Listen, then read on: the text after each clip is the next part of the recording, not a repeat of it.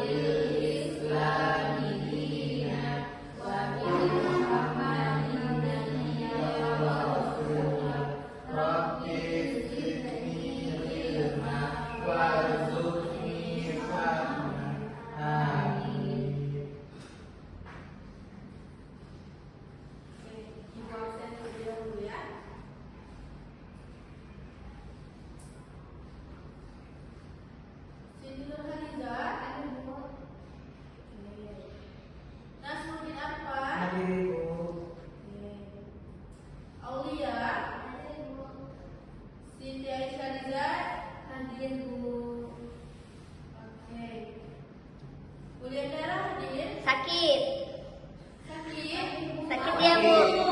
Dari kapan sakitnya? Kemarin. Ya, Bu. Iya.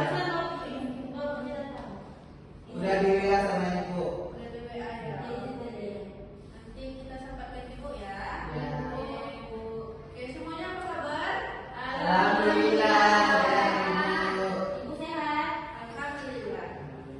Oke, hari ini kita masuk ke bab baru. Oke? Apa? Mengenai apa?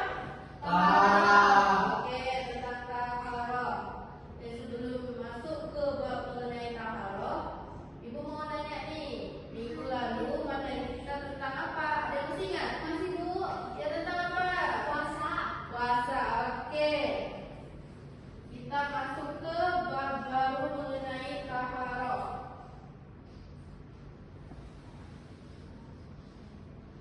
Oke, di sini ada beberapa hal yang harus kita bahas. Di sini ada peta konsepnya. Yang pertama kita bahas mengenai pengertian taharahnya, kemudian bersuci, syahadat, wudu dan tayamum. Oke, kira-kira anak ibu sudah tahu itu apa taharah? Ada yang tahu? Bersuci, Ibu. Bersuci. Ya. Kita lihat lebih jelasnya ya. Oke, pengertian dari taharah. Silakan Aulia dibaca. Pengertian taharah secara bahasa, kata taharah merupakan masdar dari kata tahara yang berarti suci atau bersih. Sementara menurut istilah taharah adalah bersuci atau membersihkan dari segala sesuatu yang menjadikan diperbolehkannya mengerjakan ibadah salat, tawaf dan membaca Al-Quran. Oke, di sini kita sudah sama-sama tahu kalau pengertian dari taharah itu berarti suci atau Bersih.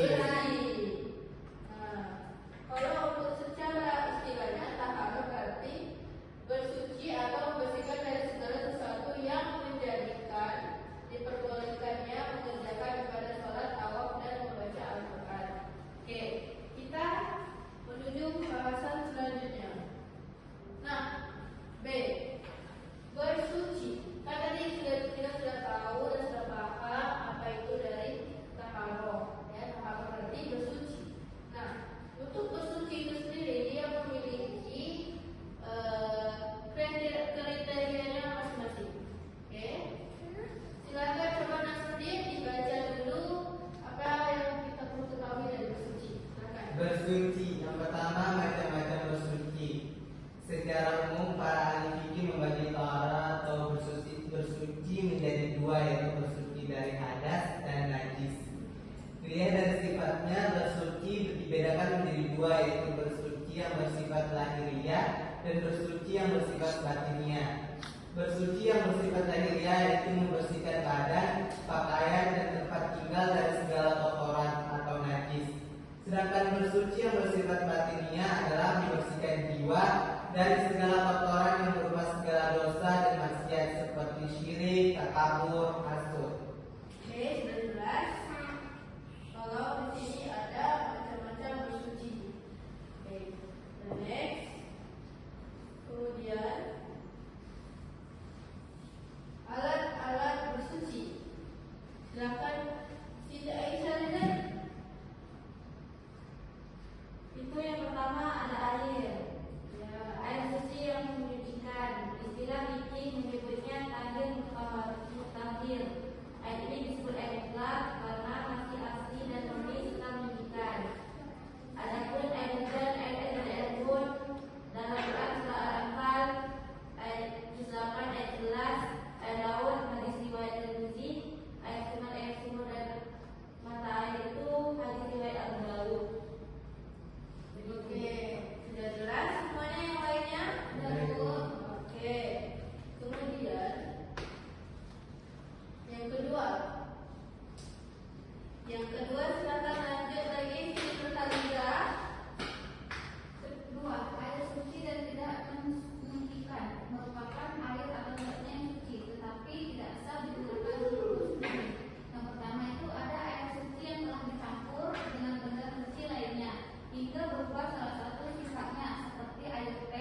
air kopi dan sebagainya. Yang kedua itu ada air musta'mal, yaitu air sedikit yang telah digunakan untuk bersuci walaupun tidak berubah sifatnya.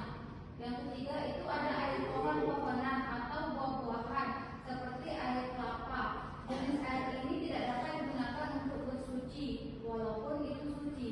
Nah, ada yang keempat air mutanajis, yaitu air yang terkena najis. Dan yang kelima air musyammas, air yang menjadi panas seperti besi. Oke, gimana, sudah jelas semuanya? Sudah, Bu. Oke, kita lanjut ya. Nanti setelah ini baru kita sesi diskusi.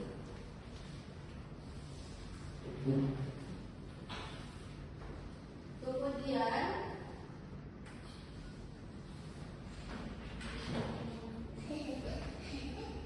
ya maaf ya kalau ada sedikit kendala teknis. Gimana, sudah bisa? Sebentar Ibu. Kenapa ya kabelnya? Kayaknya longgar Bu. 7. Oke. Sambil menunggu temannya, Ibu mau coba mengasah ingatan kalian masing-masing. Tadi mengenai bersuci. Ada air. Ya, bersuci itu kita bisa menggunakan apa saja. Siapa yang bisa? Air hujan. Oke, silakan Riza, coba. Air hujan. Air hujan, terus Sungai. ada air sungai, Air terus sumur. air sumur. Intinya air yang bersih, Bu. Yang bersih yang bisa mensucikan. Mensucikan dalam najis. Pakai itu bisa nggak? Bisa. Bisa kalau Bisa ya? darurat. Itu kalau dalam keadaan yang Dalam keadaan air. dalam keadaan Air jalan. seperti apa, kalau situasi yang ada di misal di Arab Saudi itu kan bukan kawasan yang airnya ini ya, kayaknya tanah di Indonesia. Iya, karena dia kan daerah apa? Daerah pasir, dia berpasir, jadi Udah, Ibu. dia sulit untuk mendapatkan air. Oke, next ya. Kemudian hadas. Di sini hadas adalah suatu kondisi di mana seseorang dalam keadaan tidak suci menurut ketentuan syara. Oke. Nah, di sini hadas itu terbagi menjadi dua. Ada hadas besar dan Hadas kecil. hadas kecil. Oke, kita bahas dulu terlebih dahulu di sini sebab-sebab dari hadas kecil. Nah, sebab-sebab hadas kecil yang pertama, keluar sesuatu dari tubuh. Nah, kalau misalkan nih kalian tiba-tiba nggak sengaja nih perutnya masuk angin, kentut. Nah, itu termasuk dari hadas kecil. Kemudian hilang akal. Contohnya apa kalau hilang akal itu? Oh, berarti Hilang kesadaran atau hilang kesadaran, misalnya mabuk. Oke. Baik, anak-anak ibu, karena berhubung waktu kita sudah habis, nanti kita lanjutkan pekan depan. Jangan lupa kerjakan tugasnya, oke? Oke. Nanti silakan dibuka LKS PG-nya halaman 12. Silakan kerjakan pilihan gandanya bagian 1 dan juga kerjakan esainya. Oke, nanti dikumpulkan ke Nasruddin aja. Ya, Nasruddin nanti ibu ya. Siap Bu. Baik. Silakan disiapkan Nasruddin. Bersiap. Berdoa.